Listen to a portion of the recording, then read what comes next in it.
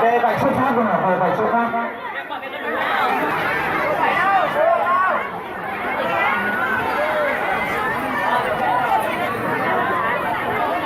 Các đội thuê đã sẵn sàng chưa?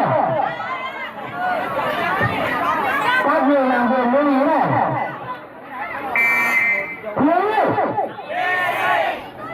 Các người làm vườn lưu ý, sau khi đã di chuyển người của đội mình lên phía trên này thì chúng ta lại chạy về để chuyển người tiếp theo.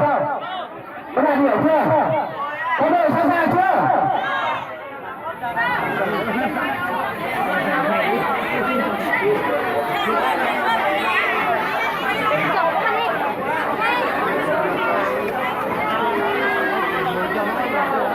Các bạn phải đi đều trên 4 như quay đó nha, những người di chuyển phải đi đều trên 4 như quay đó. Các đội thuê sẵn sàng chưa? Đội số mấy đây? Đội số mấy đây? Đội số 7.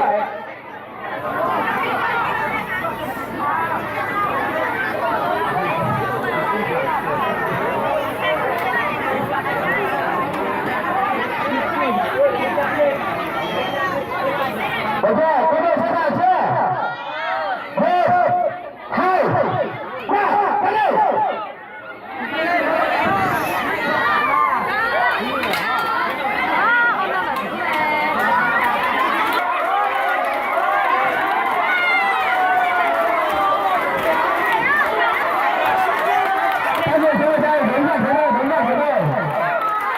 Đây, được chưa? Các người được chuyển lên đây rồi, chạy đâu hết rồi.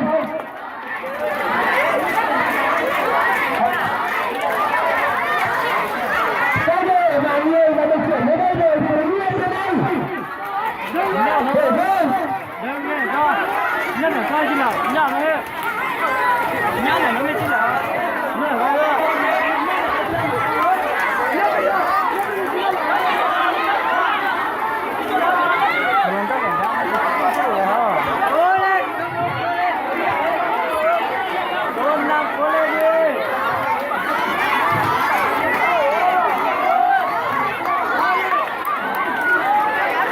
Những người nào mà đã được chuyển đến đây rồi thì không chạy về hàng của mình nhé.